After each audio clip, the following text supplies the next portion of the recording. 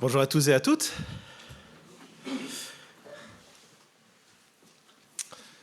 Je renouvelle la bienvenue que Charlie vous a souhaitée en début de culte, en particulier pour celles et ceux qui nous rejoignent.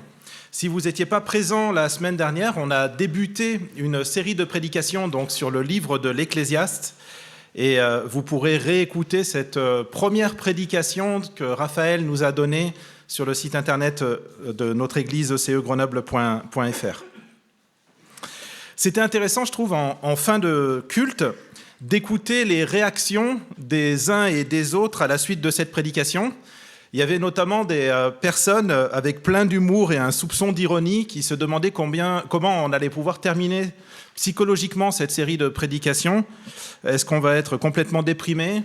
Est-ce qu'on va arriver à limiter un tant soit peu la casse ? Est-ce que l'Ecclésiaste va avoir notre peau ou pas ? Et quelque part, je comprends ce sentiment parce que ce que nous présente l'Ecclésiaste, c'est notre condition humaine telle qu'elle est. Et c'est pas toujours facile de voir, de lire, d'entendre la réalité d'une situation. Et c'est peut-être pour ça que ça nous dérange. Le côté cru de ce livre de l'Ecclésiaste sur notre condition humaine est presque dérangeant. Et c'est sans doute pour ça qu'on essaye parfois un peu aussi de jouer d'ironie et de tourner autour, mais la réalité est bel et bien celle que l'Ecclésiaste nous présente. Il ne veut pas être dans une attitude négative. L'intention de l'Ecclésiaste, ce n'est pas du tout de nous déprimer face à cette situation. Il veut simplement nous présenter notre condition telle qu'elle est pour que l'on en soit conscient, d'une part, et pour que l'on vive sur cette terre, sous le regard de Dieu, avec une perspective qui est juste, avec une perspective qui est bonne. L'Ecclésiaste, c'est un humain, comme vous, comme moi, qui veut vivre une vie qui a du sens, qui est en quête de ce qui demeure, de ce qui dure. Et en même temps, il se retrouve confronté à cette réalité crue, tellement sauvage, de notre condition humaine.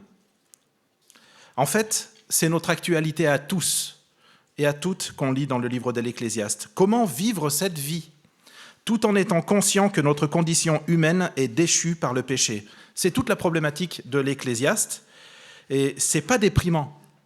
C'est tellement édifiant et instructif, je trouve, parce que sa problématique est la nôtre. Donc apprenons de ce que nous dit l'Ecclésiaste. Et je vous invite à ouvrir vos Bibles.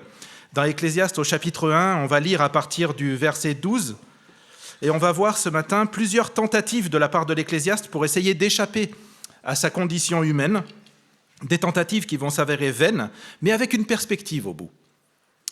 Exceptionnellement, comme l'a dit Charlie, ce matin, vous n'aurez pas un, mais deux prédicateurs, Stéphane et moi-même. Stéphane va prendre la voix grave, je prendrai l'aigu. Ou plus précisément, je vais prêcher la première partie du texte, et Stéphane prêchera la deuxième partie de ce texte qui est un petit peu long, et qu'on pourrait résumer ainsi, vivre dans la crainte de Dieu, pour ne pas poursuivre une quête vaine du bonheur. Alors lisons Ecclésiaste chapitre 1 à partir du verset 12. C'est la page 435 des Bibles qui sont devant vous. Lisons ce texte et gardons les Bibles ouvertes puisque je n'afficherai pas le texte à l'écran. Moi, l'Ecclésiaste, j'ai été roi d'Israël à Jérusalem. J'ai appliqué mon cœur à rechercher et à explorer par la sagesse tout ce qui se fait sous le ciel. C'est une occupation pénible que Dieu réserve aux humains. J'ai vu tout ce qui se fait sous le soleil, et j'ai constaté que tout n'est que fumée et revient à poursuivre le vent.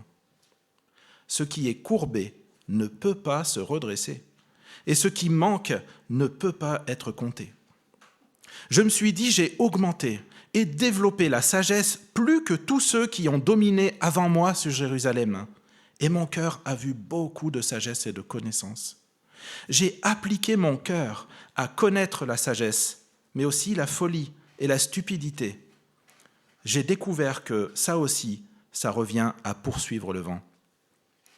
En effet, avec beaucoup de sagesse, on a beaucoup de chagrin, et celui qui augmente sa connaissance augmente sa souffrance. Je me suis dit dans mon cœur, allons, essaye la joie, et tu goûteras au bonheur. j'ai constaté que ça aussi, c'était de la fumée. J'ai traité le rire de folie. Et j'ai dit à propos de la joie, à quoi sert-elle ? J'ai imaginé dans mon cœur de livrer mon corps au vin tout en me conduisant avec sagesse et de m'attacher à la folie jusqu'à ce que je voie ce qu'il est bon pour les humains de faire sous le ciel tout au long de leur vie. Je me suis lancé dans de grandes entreprises. Je me suis construit des maisons, je me suis planté des vignes, je me suis fait des jardins, des vergers, j'y ai planté toutes sortes d'arbres fruitiers, je me suis fait des réservoirs pour arroser des pépinières, j'ai acheté des serviteurs, des servantes, j'en ai eu d'autres nés chez moi. J'ai aussi possédé des troupeaux de bœufs et de brebis, plus que n'importe qui avant moi à Jérusalem. J'ai même amassé de l'argent, de l'or, des richesses des rois et des provinces. Je me suis procuré des chanteurs, des chanteuses, et ce qui fait le plaisir des hommes, des concubines en quantité. Je suis devenu grand, plus grand que n'importe qui avant moi à Jérusalem, sans rien perdre de ma sagesse. Je n'ai rien refusé à mes yeux de tout ce qu'ils réclamaient. Je n'ai privé mon cœur d'aucune joie. En effet, mon cœur était réjoui par tout mon travail, et c'est toute la part que j'en ai retirée.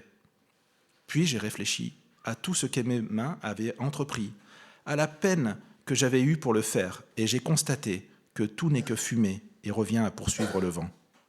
Il n'y a aucun avantage à retirer de ce qu'on fait sous le soleil. Voilà la première partie du texte que l'on va regarder ensemble. Stéphane prêchera sur la suite et la fin du chapitre 2.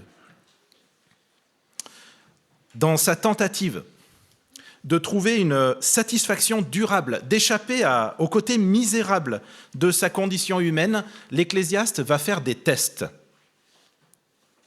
C'est un homme méthodique auquel on a affaire.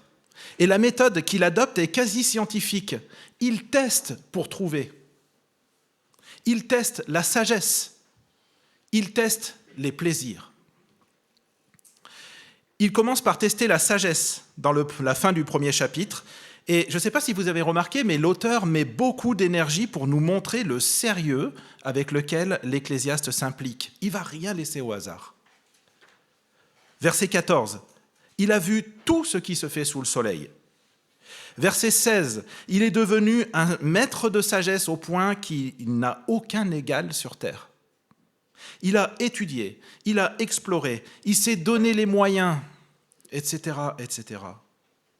Et je crois que si l'auteur du livre insiste à ce point, c'est pour nous montrer que si sa tentative de transformer sa condition humaine par la sagesse s'est soldée par un échec, c'est pas parce qu'il aurait manqué de sagesse ou parce qu'il aurait été négligent.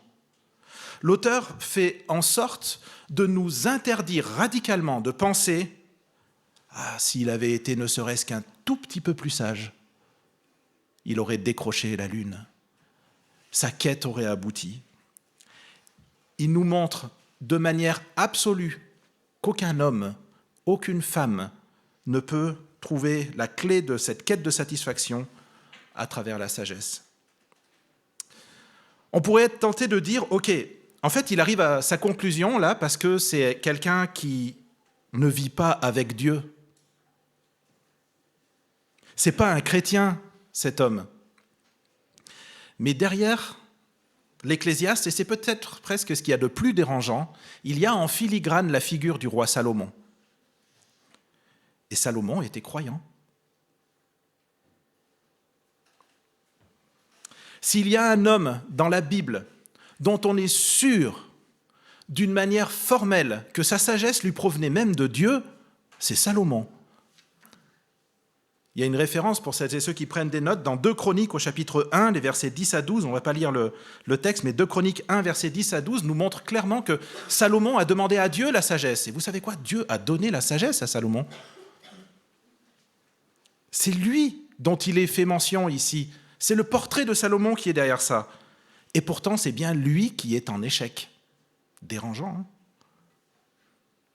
Je crois que ce que l'auteur nous montre ici, c'est que nous soyons chrétiens ou pas, on partage sur terre une même condition, les amis.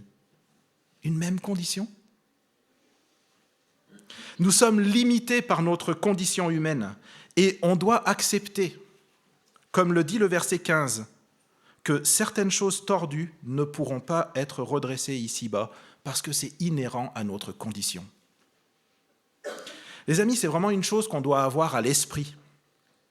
Sinon, on va au-devant de grandes déceptions, de grandes désillusions, voire même au-devant de grandes dépressions spirituelles. Et je ne parle pas de dépression maladive ici, mais de dépression spirituelle. Personne ne peut échapper à sa condition humaine, pas même le plus sage. Et l'Ecclésiaste veut nous rendre conscients de ça. La sagesse nous place face à notre condition. Ce qu'a apporté la sagesse à l'Ecclésiaste, c'est qu'elle lui a ouvert les yeux sur les anomalies, sur les frustrations, sur les déceptions. Et c'est en ça qu'au verset 13 et 18, il nous dit que c'est une occupation pénible. Elle nous ouvre les yeux sur une condition que nous devons accepter. Essayer d'échapper à cette condition, c'est peine perdue. Nous sommes encore sur terre. Et tout ce qui est tordu ne sera pas redressé. C'est tellement important de le savoir en tant que chrétien pour vivre pleinement notre vie de foi. Ce n'est pas une mauvaise nouvelle que nous donne l'Ecclésiaste, c'est une nouvelle, c'est un fait. Il nous présente une réalité.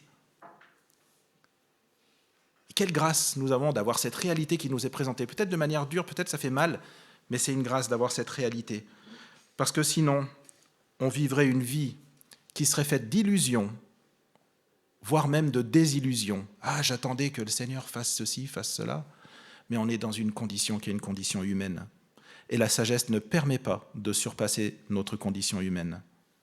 Alors, méthodiquement, comme un quasi-scientifique, l'Ecclésiaste va procéder à un deuxième test. Et ce deuxième test, il est un peu déroutant pour nous, parce que le premier test est relativement logique, la sagesse, on se dit, bon ben voilà, c'est bien de tester la sagesse, mais le deuxième test, ça va être celui des plaisirs, au chapitre 2. Et d'emblée, au verset 1, il va donner le résultat de ce test. Les plaisirs n'offrent pas de satisfaction durable. Et dans la suite, il va développer les choses qu'il a expérimentées pour son test, qui s'est avéré improductif. La première expérience de son test des plaisirs, c'est celui de la folie. Ça peut paraître complètement insensé d'essayer la folie, mais c'est extrêmement logique en réalité, dans la méthode. Si la sagesse ne fonctionne pas, pourquoi ne pas tester la folie, franchement ? Si la sagesse ne permet pas de surpasser notre condition humaine, pourquoi ne pas tester la folie pour l'oublier, pour la fuir ? En fait, c'est brillant comme raisonnement. Il a essayé le rire au verset 2 pour anesthésier la noirceur de sa condition. Il a essayé l'ivresse au verset 3 pour ne plus y penser. Et ce qui nous montre ici le côté intentionnel, réfléchi de sa recherche, c'est cette petite indication qui est tellement gênante au verset 3 et qu'on retrouve au verset 9. Tout ça, il l'a fait en se conduisant avec sagesse. C'est fou, il s'est enivré en se conduisant avec sagesse. Qu'est-ce que ça veut dire, ça ? Est-ce que c'est sage de s'enivrer ? Non, certainement pas. Mais ce qu'il veut dire par là, c'est qu'il a fait cette expérience pour la tester, pour observer sur lui-même les effets de ce test. Mais ça ne lui a apporté aucune solution réelle. Alors il ne s'attarde pas sur ces tentatives. Mais il va lister ensuite une déferlante de tentatives, des versets 4 à 9, des maisons, des vignes, des jardins, des serviteurs, des servantes, des brebis, de l'or, des richesses, des concubines. Et verset 9, sans rien perdre de la sagesse. Il s'est donné du mal pour en arriver là. À 12 reprises, des versets 4 à 9, on voit le pronom « je ». Je me suis fait des maisons, je machin. Et il s'est investi. Il n'a pas été avare en énergie, en temps, en consécration. Et en tout, il a atteint les sommets. Cet homme est brillant. En tout, il a atteint les sommets. Encore une fois, on ne peut pas dire qu'il a échoué dans sa quête de bonheur par manque de quoi que ce soit. Et on reconnaît tellement à travers le portrait de l'Ecclésiaste certains personnages connus, des chanteurs, des acteurs, des sportifs, des artistes, à qui il ne manque rien et qui ont un vide, une insatisfaction terrible qui les pousse parfois à des extrêmes pour en finir avec cette vie frustrante. En tant que chrétiens, ne montrons pas ces gens du doigt, et l'Ecclésiaste nous présente cette réalité. Nous sommes dans la même condition humaine. Ça doit nous pousser à l'empathie, au fait de partager cette condition. Le verset 10 nous dit qu'il n'a rien refusé à ses yeux, qu'il n'a privé son cœur d'aucune joie. Construction, richesse, plaisir. Est-ce que ça a eu un impact? Est-ce que cette tentative a porté du fruit? Eh bien oui, dans une certaine mesure. Quand on regarde au verset 10, on voit qu'il y a eu un impact, en particulier de son travail. Il lui a donné de la joie. Et même s'il va grandement pondérer ça par la suite, il ne faut pas le négliger. Il y a un fruit qui provient du travail. C'est indéniable et Stéphane en parlera, donc j'en dis pas plus. Mais au verset 11, l'Ecclésiaste nous dit que ça n'a clairement pas apporté la solution à sa quête de ce qui demeure, de ce qui dure. Parce que ce sont des joies qui sont de courte durée et ne comblent pas la quête d'un bonheur durable. Alors si on synthétise tout ça, à quoi ça sert d'être sage? Est-ce qu'il y a un intérêt quelconque à se donner de la peine? Je laisse la place à Stéphane, qui va prêcher cette deuxième partie de chapitre et qui va nous donner des clés et des pistes.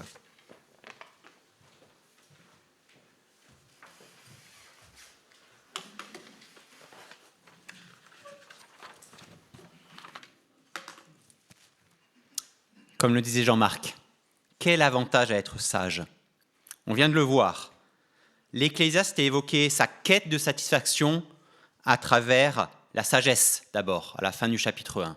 Puis, cette même quête à travers les plaisirs, la folie au début du chapitre 2. Et dans sa vie, l'Ecclésiaste a pu faire l'expérience à la fois de la sagesse et à la fois de la folie, des plaisirs.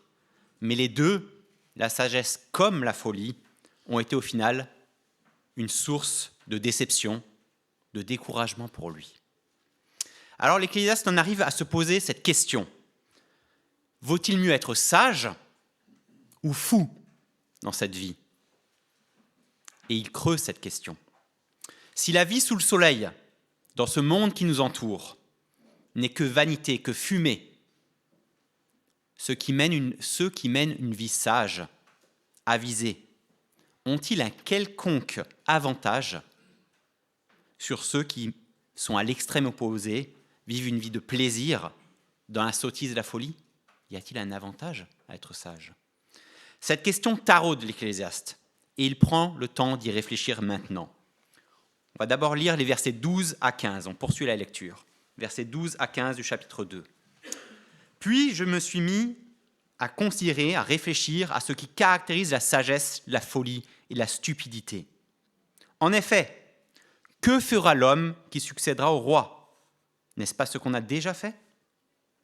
J'ai vu que la sagesse a sur la folie le même avantage que la lumière sur l'obscurité.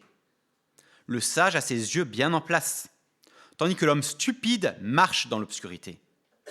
Toutefois, j'ai aussi reconnu que le même sort est réservé à l'un et à l'autre. Et je me suis dit dans mon cœur, j'aurai le même sort que l'homme stupide. À quoi m'a-t-il donc servi d'être plus sage que lui? Et je me suis dit dans mon cœur, c'est encore de la fumée. L'Ecclésiaste commence en affirmant que le sage a un avantage indéniable sur le fou, au verset 13. Le grand avantage du sage, de la sagesse, c'est qu'elle nous aide à y voir clair. La sagesse nous aide à y voir clair. Le sage marche quand il fait jour. Il peut donc voir les dangers sur sa route, les éviter. Le fou, lui, de son côté, marche dans l'obscurité, d'après le verset 14.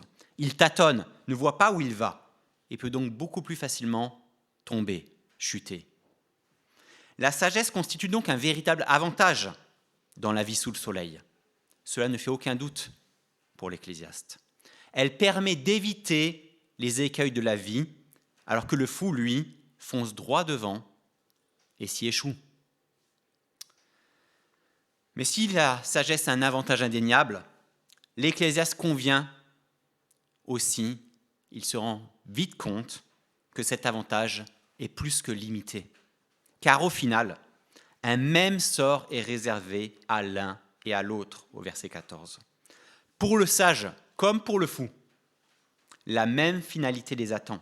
Tous les deux vont mourir. La mort engloutit le fou comme le sage. Si le sage peut plus facilement éviter certains pièges de la vie sous le soleil, cela ne empêche pas, en fin de compte, d'avoir la même fin que le fou. Tous les deux finissent un jour ou l'autre par mourir. Et aucune quantité de sagesse ne peut repousser ni supprimer cette échéance. Le même sort attend le sage et le fou, qu'on le veuille ou non. Si le sage doit finalement mourir, tout comme le fou, l'Ecclésiaste se demande alors, mais à quoi cela sert-il donc de se conduire en sage ? Verset 15. À quoi cela sert-il ? Sa réponse est directe et tranchante. À rien. Ce n'est que de la fumée, de la vanité. Et il développe ensuite sa réponse dans les versets qui suivent, en donnant 3 arguments pour expliquer à quel point être sage dans sa vie sous le soleil n'a finalement pour résultat que de la fumée. Premier argument, versets 16 et 17. Son souvenir part en fumée. Verset 16. En effet, le souvenir que l'on garde du sage n'est pas plus durable que celui que l'on garde de l'homme stupide, puisque dès les jours suivants, tout est oublié. Comment se fait-il que le sage meure tout comme l'homme stupide ? Alors j'ai détesté la vie. Oui, ce qui se fait sous le soleil m'a déplu, car tout n'est que fumée et revient à poursuivre le vent. Le sage pourrait peut-être se consoler de la mort qui l'attend, aussi sûrement que le fou, en se disant qu'au moins son souvenir va perdurer au-delà de sa mort. Mais l'Ecclésiaste le calme vite. C'est une illusion. Si le sage meurt comme le fou, on oublie aussi vite le souvenir du sage que celui du fou, dès les jours suivants. Verset 16. Encore une fois, le sage n'est pas mieux loti que le fou. Ce manque de reconnaissance pour le sage provoque une réaction très vive chez l'Ecclésiaste. Il est dépité, déçu, en colère, au point qu'il en arrive, verset 17, à détester la vie sous le soleil. Ses émotions sont très vives face à ce constat de son souvenir qui part en fumée. Et ce n'est pas fini. Versets 18 et 19. Son héritage part en fumée aussi. Verset 18. J'ai détesté tout le travail que j'ai accompli sous le soleil et dont je dois laisser la jouissance à l'homme qui me succédera. Et qui sait s'il sera sage ou fou ? Pourtant, il sera maître de tout mon travail, de tout le fruit de ma sagesse sous le soleil.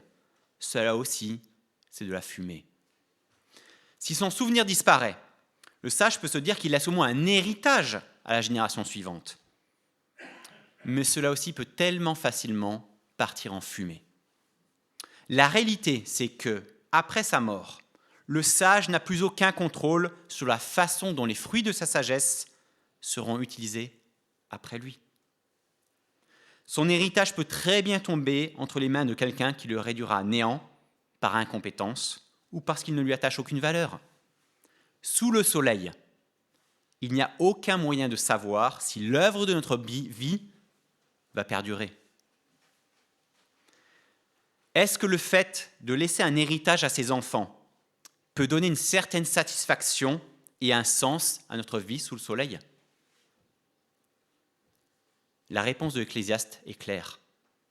Non, ça ne donne aucun sens. Absolument pas, parce qu'il est fort possible que cet héritage soit mal géré, dissipé, réduit à néant. C'est d'ailleurs ce qui s'est passé pour Salomon, qui est peut-être l'auteur du livre de l'Ecclésiaste, sans qu'on puisse affirmer avec certitude. Après avoir bâti un royaume prospère, son fils, Roboam, qui lui a succédé, a agi de façon insensée. Il a perdu une grosse partie du royaume, 10 tribus sur 12. On lit cette histoire dans 1 Roi, chapitre 12.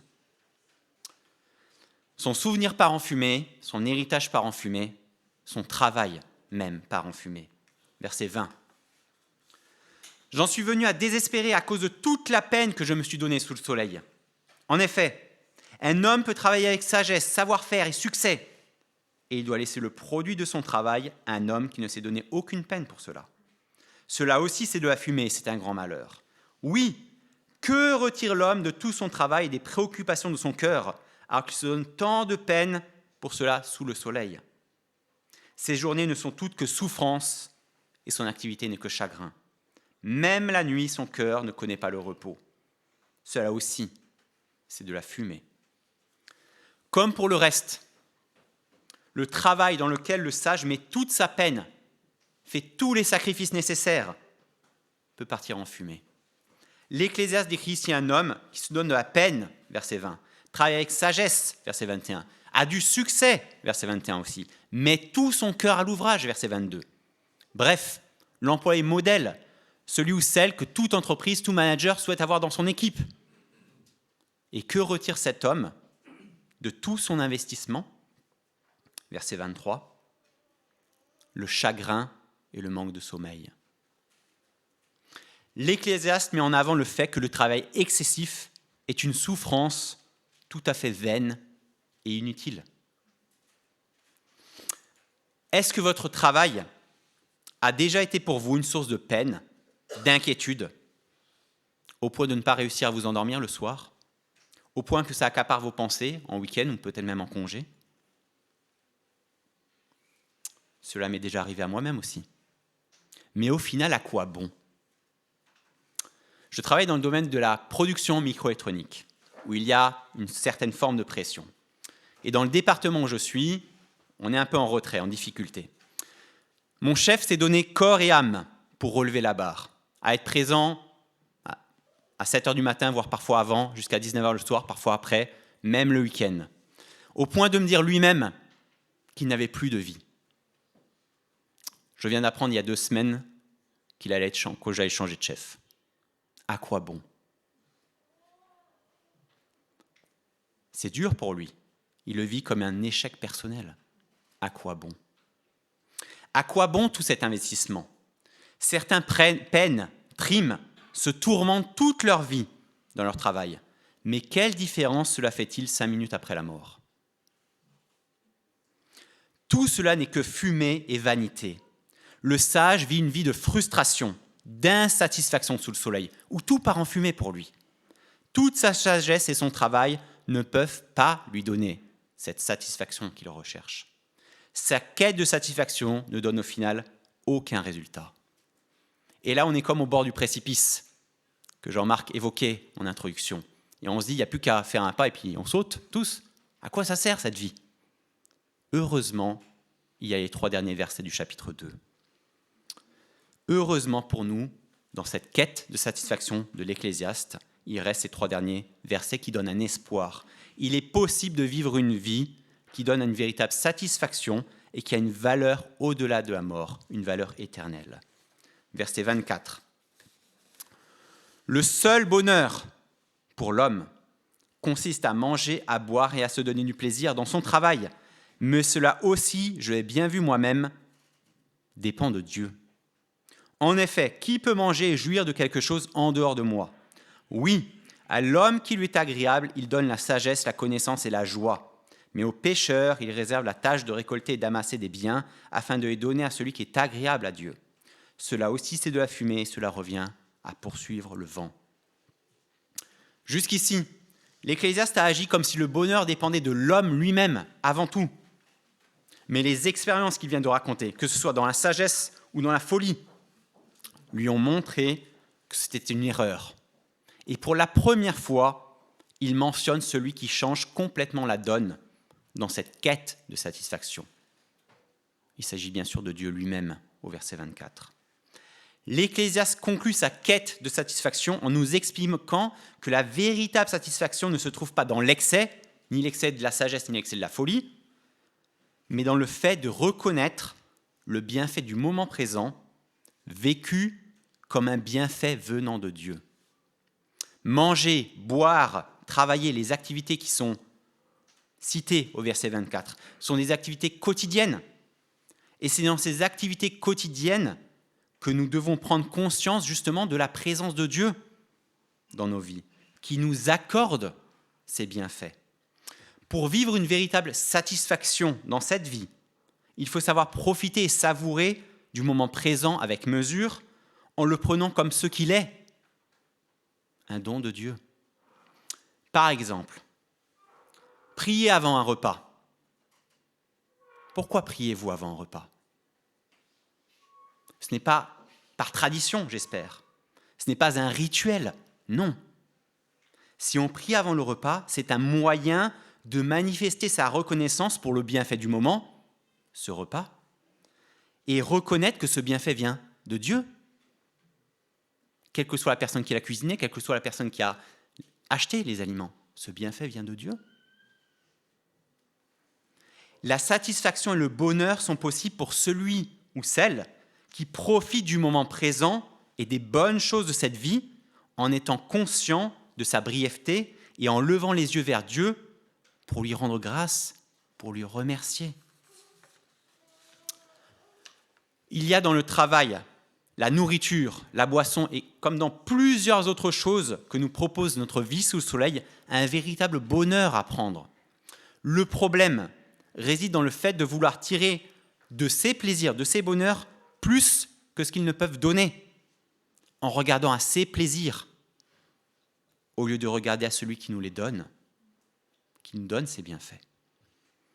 L'Ecclésiaste termine ce passage en mettant en contraste la vie de deux hommes, de deux personnes, celui ou celle qui est agréable à Dieu et celui ou celle qui est désagréable à Dieu, au verset 26. Pour celui ou celle qui est désagréable à Dieu, la vie reste une quête interminable de satisfaction sans aucun espoir de la combler. Leur vie n'est que fumée et vanité. Parce que dans un monde sans Dieu, tout le travail accompli est inutile. Dans un monde sans Dieu, tout ce qu'on réalise finit dans la tombe. Dans un monde sans Dieu, on ne fait que travailler et amasser avant de s'éteindre et de tout perdre. Pour celui qui est agréable à Dieu, par contre, il trouve sa satisfaction en Dieu et découvre une nouvelle sagesse venant de Dieu lui-même qui lui permet d'apercevoir une réalité au-dessus du soleil, une vie qui dépasse la vie sous le soleil. La vraie satisfaction dans la vie est possible quand on reconnaît la source de cette satisfaction en Dieu. Dans un monde avec Dieu, notre travail devient un don de Dieu. Dans un monde avec Dieu, nous avons le plaisir, le privilège de pouvoir le servir dans cette vie déjà. Dans un monde avec Dieu, nos réalisations prennent un véritable sens et peuvent avoir une portée éternelle. Sous le soleil, j'ai pu accumuler plein de biens, impensables pour une grande majorité de la population mondiale aujourd'hui.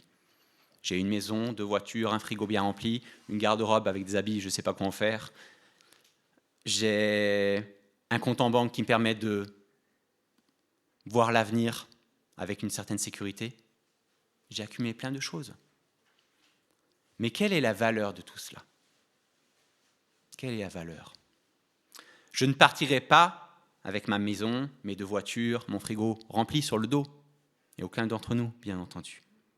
Par contre, ce que je peux faire, c'est reconnaître que tous ces biens viennent de Dieu, lui en être reconnaissant, témoigner de ma reconnaissance et l'utiliser pour Dieu.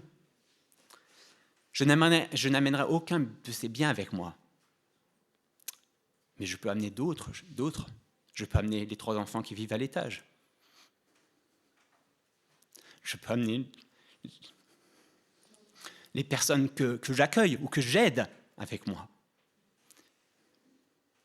Et ainsi participer à une œuvre éternelle. Et c'est ça qui donnera une véritable satisfaction à ma vie sous le soleil.